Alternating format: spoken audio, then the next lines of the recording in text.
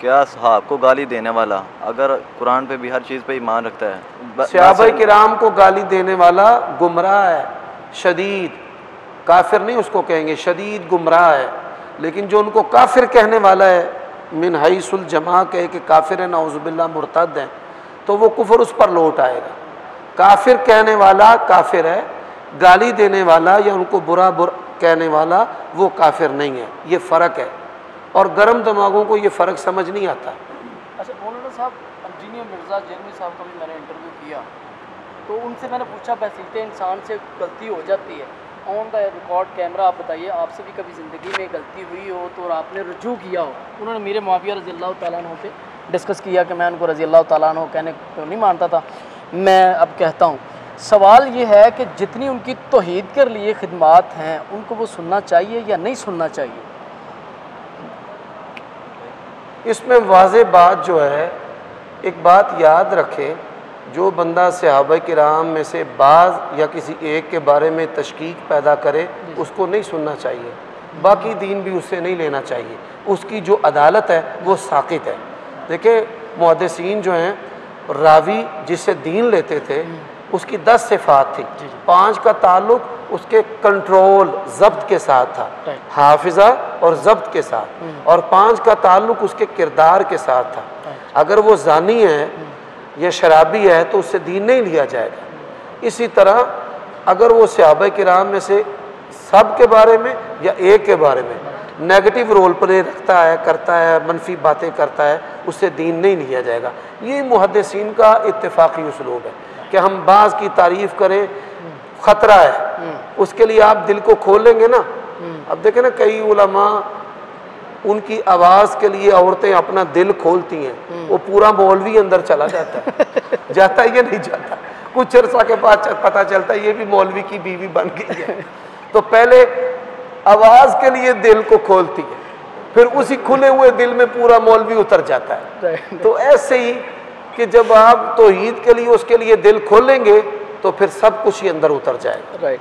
Question है कि हज़रत अब्दुल्ला बिन उमर से जब कोई अकीक़े के हवाले से जानवर लेता ना तो वो लड़के के लिए भी एक देते और लड़की के लिए भी एक है, इसमें लड़के के लिए एक अकीक़ा। एक बात याद रखें, बाज़ अहादीस जिनमें एक का जिक्र है ना, उससे मुराद जिनस है, अदद नहीं है।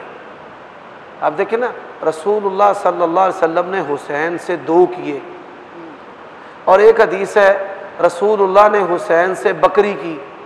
ज़रा सुने, अब बकरी के साथ वाहिद का लफ्ज़ नहीं है और उधर तस्निया है, इनमें तत्बीक क्या है कि जहाँ वाहिद का सीगा है, अदद नहीं है, वहाँ से मुराद जिनस है, और जहाँ तस्निया है वहाँ से मुराद अदद है। समझ आइए जी। तो अब्दुल्लाह इब्ने उमर से जो अदद के साथ सराहत नहीं आती, अदद के साथ भाई, ये बात वाज़े,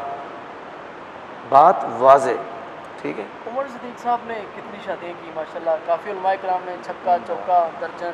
आफरें तो बड़ी होती रहती हैं, मैं एक ही शादी का कायल हूँ, और मैं ये कहता हूँ कि उलमा को एक ही शादी करनी चाहिए। ज़रूरत हो बीवी फौत हो गई है तो दूसरी कर लें, और अगर बीवी ज़िंदा है तो अल्लाह ताला उसके हक़ हुकूक पूरे करने की तौफीक दे, तो यही बेहतर है। कितने बच्चे हैं माशाल्लाह? माशाअल्लाह मेरे अल्हम्दुलिल्लाह, बस मैंने कभी बताया नहीं है, अभी भी मेरे दोस्त कह रहे हैं कि ना बताएं। नहीं कोई मसला है उसमें, मसले वाली 6 बच्चे हैं अल्हम्दुलिल्लाह रब्बिल आलमीन, और कम है। अच्छा। वल्लाह मुझे हम भी 8 बहन भाई माशाल्लाह। हम 10 बहन भाई हैं माशाल्लाह, हम 10 बहन भाई हैं, 5 भाई हैं, 5 बहनें। मेरे वालिद साहब भी 5 भाई 5 बहनें। दूसरी शादी ना करने की वजह पहली से इजाज़त ना मिलना? नहीं, ऐसा मसला नहीं है। एक बात याद रखें, हमारा माशरती कल्चर नहीं है। जी जी। और फिर इसमें फितना है। ठीक है। इसमें फितना है। ठीक है। फिर पूरे पाकिस्तान में मुझे कोई ऐसा घराना पेश कर दें कि जो आलिम है, उसकी दोनों बीवियां मौजूद हैं और उसकी औलादें भी हैं, और वो फितने का शिकार नहीं है। ना कोई धी कम दी है तो ना कोई पुत्र कम दा। ठीक हो गए। वल्लाह ये बहुत बड़ा फितना है, बहुत बड़ा फितना। एक इम्पोर्टेंट जो क्वेश्चन जो है ना वो रह गया जी। है, अगर इजाज़त हो तो वो भी कर जी, दूँ। जी, उसका जी। ताल्लुक जो है ना अकीदे के साथ है, तौहीद के साथ है। जब मुबश्शिर अहमद रुबानी साहब का इंतकाल हुआ, सबसे पहले एम्बुलेंस के साथ मैं वहाँ पे पहुँचा। ठीक। तो मैं वहाँ पे पहुँचा, जब उनकी मैयत को उतार रहे थे ना, तो वहाँ पे दो आलिम दीन गुफ्तगू कर रहे थे। मैं आज नाम लूँगा इंशाल्लाह। एक बंदा जो था ना, मैंने उसको उसका अंदाज़े बयां बहुत तगड़ा, मैं अप्रिशिएट करता था। वो वहाँ पे ये गुफ्तगू कर रहे थे, मुझे गालियाँ दे रहा था वो बंदा। वो ये गुफ्तगू कर रहे थे कि इनको जादू ले डूबा है, बेड़ा गर्क हुआ, बीमार हो गए, फिर तो ये कब्रों में जा पहुँचे हैं। और उनकी इस बात की तईद करने वाले बहुत बड़े जय्यद मनाज़िर इस्लाम, सुन लीजिए, मैं उनका नाम नहीं लेता, वो थे, उनकी हाँ में हाँ मिला रहे थे। अब तो मैंने वैसे उनसे पूछा नहीं था, पूछ लेते भी क्यों हाँ मिलाई, वो कर रहे थे। जबकि मैंने मुबश्शिर अहमद रुबानी साहब से पूछा, इतना आप शदीद बीमार हैं इतने सालों से, कहीं आप पे जादू तो नहीं हो गया? उन्होंने कहा कि नहीं नहीं अल्हम्दुलिल्लाह मुझ पे जादू नहीं हुआ। आपको नहीं लगता ये अकीदे की ख़राबी हुई है इस पर? ये बात जो है उनकी 100% गलत है। ये तो हिंदुओं का नज़रिया है कि फ़लाँ जादू से मर गया, और फ़लाँ 3 महीने में जादू से मर जाएगा, फ़लाँ साल में मर जाएगा, फ़लाँ 21 दिनों में मर जाएगा। और उनका वो तबका जो मुर्दों का गोश्त खाता है, वो मंतर करें तो किसी को चंद दिनों में मार के रख देंगे। और फिर जब बड़े बड़े उलमा जो हैं वो दुनिया से जाते हैं तो कहते हैं भाई फ़लाँ शिया ने इन पर जादू किया और मार दिया। ला हौला वला कुव्वत इल्ला बिल्लाह। मैंने तो उनसे ज़्यादा जो है वो इन लोगों की खबर ली है। ये ज़िंदगी मौत के फ़ैसले अल्लाह के पास है। ये इस तरह के दावे 100% गलत हैं, झूठे हैं। कोई किसी को ना ज़िंदगी दे सकता है ना मार सकता है। जादू जो है वो अवारिस बीमारियों में से एक बीमारी है।